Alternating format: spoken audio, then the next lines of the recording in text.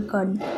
पांडवों ने पहले कृपाचार्य से और बाद में द्रोणाचार्य से अस्त्र की शिक्षा पाई। उनको जब विद्या का काफ़ी निपुणता प्राप्त हो गई तब एक भारी समारोह किया गया। मतलब पांडवों की जब शिक्षा पूरी हो गई थी अस्त्र की, तब एक कार्यक्रम किया गया था, होता है ना टेस्ट वो वाला, जिसमें सबने अपने कौशल का प्रदर्शन किया। सारे नगरवासी इस समारोह को देखने आए। मतलब सबने अच्छा प्रदर्शन भी किया और सब नगरवासी इन्हें देखने भी आए थे। तरह तरह खेल हुए और हर एक राजकुमार यही चाहता था कि वह सबसे बढ़कर निकले। चाहते हैं ना सब लोग ऐसे कंपटीशन में कि हम सबसे बढ़कर निकले, यही सब। आपस में प्रतिस्पर्धा बड़े जोर की थी, परंतु तीर चलाने में पांडुपुत्र अर्जुन का कोई सानी न था। अर्जुन ने धनुष विद्या में कमाल का खेल दिखाया। उसकी अद्भुत चतुरता को देखकर सभी दर्शक और राजवंश के सभी उपस्थित लोग दंग रह गए। मतलब अर्जुन था वो सबसे बढ़कर था तीर चलाने में। तो महाभारत में देखा होगा सबसे अच्छा तीर चलाते थे, तो उनकी ये तीर चलाने की कला देख के सब लोग शॉक हो गए। यह देखकर दुर्योधन के मन में ईर्ष्या से जलने लगी। उन्हें ईर्ष्या हुआ, जलस हो गए वो।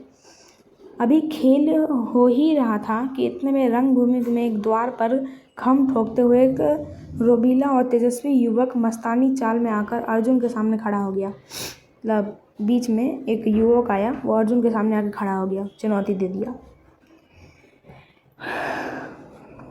यह युवक और कोई नहीं, अधिरथ द्वारा पोषित कुंती पुत्र कर्ण ही था।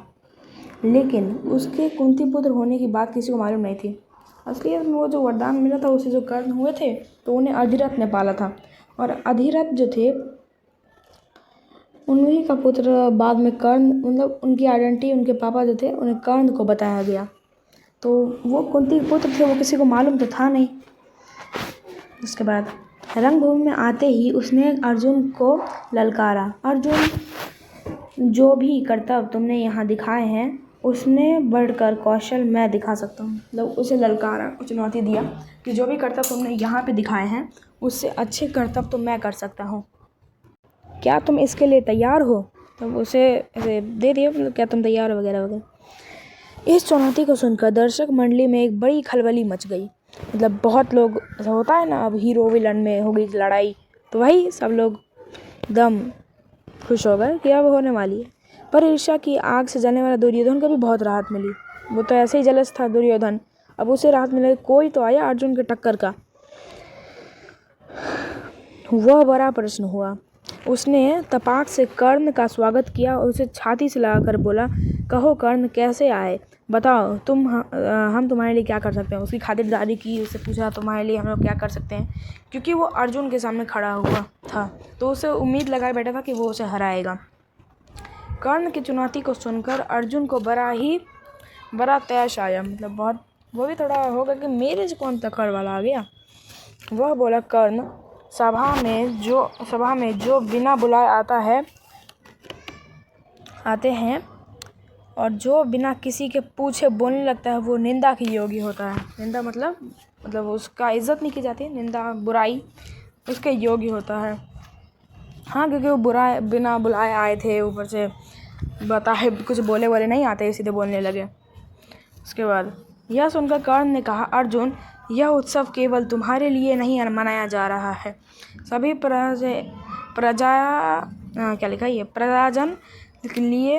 प्रजाजन इसमें भाग लेने का अधिकार रखते हैं। तो उसे बोला कि सभी लोग, ये तुम्हारे लिए नहीं मनाया जा रहा और बाकी भी इसमें रहने का अधिकार रखते हैं। सभी प्रजाजन इधर पढ़ लिया। व्यर्थ डींगे मारने क्या फ़ायदा, चलो तीरों से बात करते हैं। मतलब वो काम से काम रखना चाहते थे, बोला तीर से बात करते हैं। जब कर्ण ने अर्जुन को चुनौती दी तो दर्शकों ने तालियां बजाई। जब ये बात सुनकर सब लोग खुश हो गए, एकदम ताली वाली बजाने लगे। रोमांच का माहौल था। उनके दो दल बन गए, एक दल अर्जुन को बढ़ावा देने लगा और दूसरा दल कर्ण को। इसी प्रकार वह इकट्ठी स्त्रियां भी दो दल बन गई। कुंती ने कर्ण को देखते ही पहचान लिया और भय तथा लज्जा के मारे मूर्छित सी हो गई। अब कुंती इसलिए लज्जा के मारे हो गए क्योंकि वो था उनका ही पुत्र, पर बहुत छोटी उम्र में।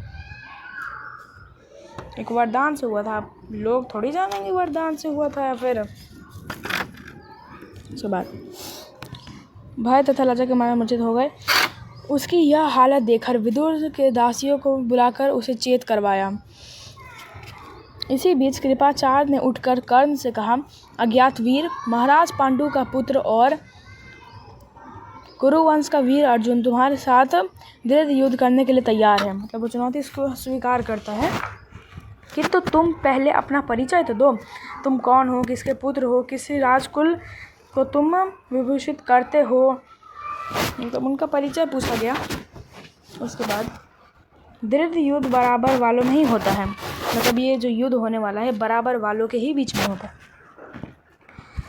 कुल का परिचय पाए बगैर राजकुमार कभी युद्ध करने के लिए तैयार नहीं होते हैं। कुल तुम कहाँ के हो, ये परिचय करें, राजकुमार कभी युद्ध ही नहीं करते हैं।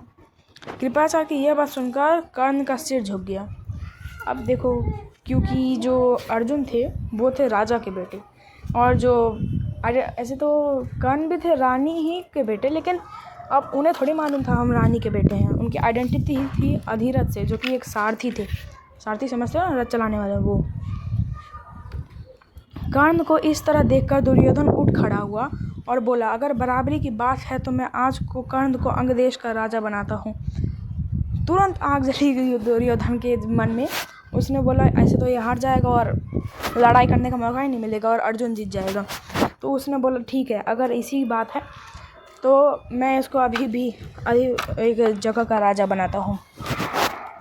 यह कहकर दुर्योधन ने तुरंत पितामह भीष्म एवं पिता धृतराष्ट्र का अनुमोदन लेकर वहीं रंगभूमि में ही राज्य अभिषेक की सामग्री मंगवाई और कर्ण का राज्य अभिषेक करके उसे अंग देश का राजा घोषित कर दिया।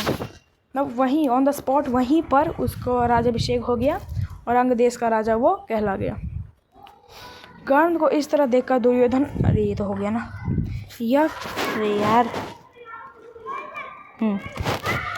इतने में बूढ़ा सारथी अधिरथ, जिसने कर्ण को पाला था, लाठी फेंकता हुआ और भय के मारे कांपता हुआ सभा में प्रवेशित हुआ। कर्ण जो अभी अभी अंग देश का नरेश बना दिया गया था, उनको देखते ही धनुष नीचे रखकर खड़ा हुआ और पिता मानकर बड़े आदर के साथ उसके आगे सिर नवाया। बूढ़े ने भी बेटा कहकर उसे गले लगा लिया। अधिरथ वहीं आ गया ऑन द स्पॉट ही, और दोनों पापा और बेटे का मिलन हो गया। उसके बाद, तुम भला कब से, एक मिनट क्या लिखा हम, यह देखकर भीम खूब कराकर मारकर हंस पड़ा और बोला, सारथी के बेटे, धनुष छोड़कर हाथ में चाबुक लो। चाबुक वही तुम्हें शोभा देता है। तुम भला कब से अर्जुन के साथ युद्ध करने के योग्य हो गए हो। और भीम ने उसकी ऐसी बेइज्जती की, तुम नहीं हो उसके काबिल, तुम सारथी के बेटे हो, तो ऐसा बोला। यह सब देखकर सभा में खलबली मच गई। इस समय सूरज भी डूब रहा था, इस कारण सभा विसर्जित हो गई, मतलब हट गई। मसालों और दीपकों की रोशनी से दर्शक वृंद अपनी अपनी पसंद के अनुसार अर्जुन, कर्ण और दुर्योधन के जय बोलते जा रहे थे। अपनी अपनी पसंद के अनुसार वो लोग उनकी जय जयकार कर रहे थे और जा रहे थे। इस घटना के बहुत समय बाद एक बार इंद्र बूढ़े ब्राह्मण के वेश में अंग नरेश कर्ण के पास आए और उसके जन्मजात कवच और कुंडलों की भिक्षा मांग ली। आपको मालूम होगा जो कर्ण थे वो बहुत ज़्यादा दयालु थे, तो उन्हें मालूम था कि अगर ये कर्ण ऐसा रहा मतलब आर्मर के साथ तो भारी पड़ सकता है। तो इंद्र ने एक बूढ़े का वेश बनाया ब्राह्मण जैसा और उसको दे दिया। उसको बोला कि ये हमें दे दो। जन्म कुंडल था ना, सूर्य का पुत्र था, तो उन्हें तो बचपन से ही प्राप्त हो गया था, तो उसे मांग लिया। और कर्ण मना तो नहीं कर सकता था क्योंकि वो बहुत ज़्यादा दानी था। सुना भी होगा अपना दानवीर कर्ण। हाँ, जन्मा कर्म से कुंडल मांग ली। इंद्र को डर था कि भावी युद्ध में कर्ण की शक्ति से अर्जुन पर विपत्ति आ सकती है। इस कारण कर्ण की ताकत कम करने के इच्छा से उन्होंने उसे यह भिक्षा मांगी थी। कर्ण को सूर्यदेव ने पहले ही सचेत कर दिया था कि उसे धोखा देने इंद्र ऐसी चाल चलने वाले हैं। कर्ण को मालूम था कि ऐसी चाल चलने वाले हैं इंद्र। अब देखो क्या करेंगे। इस कारण यह जानते हुए भी कि भिखारी के वेश में इंद्र धोखा दे रहे हैं, कर्ण ने अपने जन्मजात कवच और कुंडल निकाल कर उन्हें भिक्षा में दे दी। वो जानते थे ये सब कर रहे हैं, लेकिन फिर भी पता नहीं क्यों दे दिया। इस अद्भुत दानवीरता को देखकर इंद्र चकित रह गए। कर्ण की प्रशंसा करते हुए बोले, कर्ण, तुमसे मैं बहुत प्रसन्न हूँ, तुम जो भी वरदान चाहो मांगो। कर्ण ने देवराज से कहा, आप प्रसन्न हैं तो शत्रुओं को संहार करने वाले अपनी शक्ति नामक शास्त्र मुझे प्रदान कर दीजिए। बोला, अगर आप प्रसन्न ही हैं तो मेरे को एक मतलब युद्ध में कभी कभार हो जाती लड़ाई वड़ाई, तो शक्ति नाम का शस्त्र मांग लिया उनसे। बड़े प्रसन्नता के साथ अपना वह शस्त्र कर्ण को देते हुए देवराज ने कहा, युद्ध में तुम जिस किसी को लक्ष्य करके इसका प्रयोग करोगे वो अवश्य मर जाएगा, परंतु एक ही बार तुम इसका प्रयोग कर सकते हो। तुम्हारे शत्रु को मारने के बाद यह मेरे पास आ जाएगा। इतना कहकर इंद्र चलेगा। मतलब वो वन टाइम यूज था बस। एक बार कर्ण को परशुराम जी से ब्रह्मशास्त्र सीखने की इच्छा हुई। परशुराम जो थे वो ज्ञानी थे बहुत ज़्यादा लड़ाई वड़ाई के, तो उनसे सीखने की इच्छा हुई। पर एक दिक्कत थी कि जो परशुराम जी थे वो सिर्फ और सिर्फ ब्राह्मण को ही सिखाते थे, तो इसलिए वो ब्राह्मण के वश में परशुराम जी के पास गए और प्रार्थना की कि उसे शिष्य स्वीकार करने की कृपा करें। परशुराम जी ने ब्राह्मण समझकर शिष्य बना लिया उनको। इस प्रकार छल से कर्ण ने ब्रह्मशास्त्र चलाना सीख लिया। एक दिन परशुराम कर्ण की जांघ पर सिर रखकर सो रहे थे। इतने में एक काला भौरा कर्ण की जांघ के नीचे घुस गया और काटने लगा। मतलब एक काला सा कोई कीड़ा आ गया और काटने लगा बहुत तेज। पर अब देखना होगा, कीड़े काटने से कर्ण को बहुत पीड़ा हो रही थी और जांघ से लहू का धारा बह रहा था। पर कर्ण ने इस भय से कि कहीं गुरुदेव की नींद न खुल जाए, जांघ को जरा सा भी नहीं हिलाया डुलाया नहीं। जब खून से परशुराम के देह भीगने लगा तो उनकी नींद खुली। उन्होंने देखा कि कर्ण की जांघ से खून बह रहा है। यह देखकर परशुराम बोले, बेटा सच बताओ तुम कौन हो। तब असली कर्ण बात ना छिपा सके।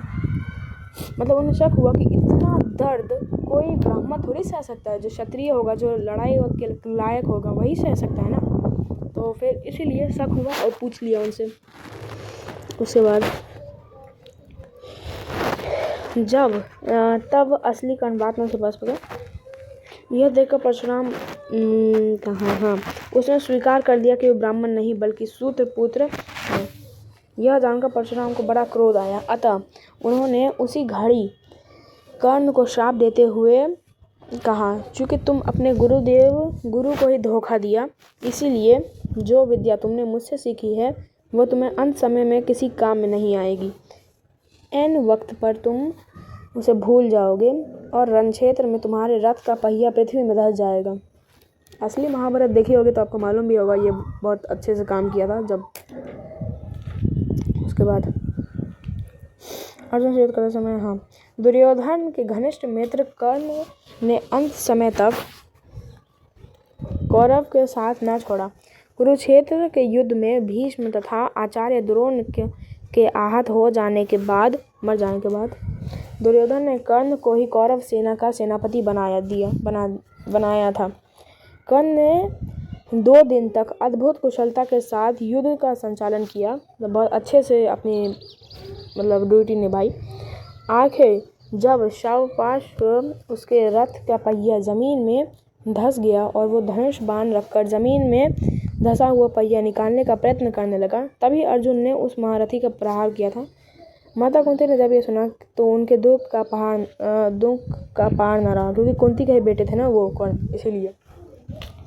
तो एक तो वो अपना मंत्र भी भूल गए, ऊपर से उनका पहिया भी धंस गया। और ऐसा ही रूल था महाभारत में कि जब कोई सारथी अपना ऐसे ठीक कर रहा होगा रथ को, तो उसके ऊपर कोई हमला नहीं करेगा। तो बोला भी था मत करना, ये रूल है। लेकिन उन लोगों ने बोला क्या कि जब तुम लोग क्या नाम था उसका, अभिमन्यु को मार रहे थे, तब ये सब कहा गया था। तो टिट फॉर टैट, और वो वहीं। तो उसके बाद इसी तरह ये चैप्टर ख़त्म होता है। मालूम आशा करता हूँ आपको समझ में आया होगा। तो धन्यवाद।